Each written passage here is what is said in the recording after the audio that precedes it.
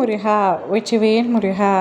வேலுண்டு வினையில்லை, மயிலுண்டு பயமில்லை. என் அன்பு தங்கமே, நான் உன்னிடம் ஒரு விஷயத்தை கூற வந்துள்ளேன். வாழ்க்கையில் அனைவருக்கும் தேவை சுதந்திரம்தான். ஆனால் அந்த சுதந்திரத்தை நீ பறிகொடுத்தது போல உணர்கின்றாயா?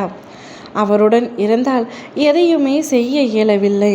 அவருடைய குடும்பத்தாரும் என்னுடைய சுதந்திரத்தை பறித்து கொண்டு என்னை முடக்கி விடுகின்றார்கள். நான் செய்ய வேண்டும் என்று ஒரு விஷயத்தை நினைத்தால் கூட செய்ய முடிவதில்லை. தனியாக இருந்த பொழுது நான் செய்த விஷயங்கள் கூட இப்பொழுது அவரும் அவருடைய குடும்பத்தாரிடமும் இருக்கும் பொழுது என்னால் எதையுமே செய்ய முடியவில்லை என்று வருத்தம் கொள்கின்றாய் தங்கமே. அதனால் உன் துணையை பிரிந்து நீ வந்துவிட்டாய். உன்னுடைய வருகைக்கு பின் என்ன நடந்தது அவர் வீட்டில் என்பது உனக்கு தெரியுமா?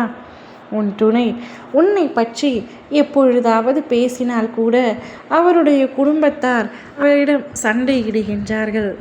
தொடர்ந்து மன உளைச்சலில் உன்னுடைய துணை இருக்கின்றார். எப்பொழுது எடுத்தாலும் வீட்டில் சண்டை நிகழ்ந்து கொண்டே இருக்கின்றதே.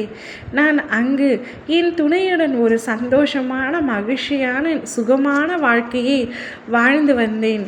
இப்பொழுது குடும்பத்தார் வேண்டும் என்று குடும்பத்தோடு வந்து இருந்தால் இப்படி சண்டைக்கு மேல் சண்டை வந்து கொண்டே இருக்கின்றது. எப்பொழுதும் என்னையே பழி சொல்கின்றார்கள். அவருக்கு ஆதரவாக நான் பேசினால் கூட என்னை அவர்கள் எதிராகத்தான் பார்க்கின்றார்கள். நான் இனி என்ன செய்வேன்? என்னுடைய துணை இல்லாமல் நிச்சயமாக இனி என்னால் இருக்க முடியாது என்று உன்னுடைய துணைக்கு இப்பொழுதுதான் புத்தி வந்துள்ளது. மற்றவர்களின் பேச்சை கேட்டுக்கொண்டு மூடராக இருந்த உன்னுடைய துணைக்கு இப்பொழுதுதான் நல்ல புத்தி வந்துள்ளது. நீ எவ்வளவு முக்கியம் என்பதும் உன்னுடைய அன்பு எவ்வளவு பரிசுத்தமானது என்பதும் இப்பொழுதுதான் அவருக்கு புரிந்திருக்கின்றது. அவராகவே உன்னை தேடி வரப்போகின்றார்.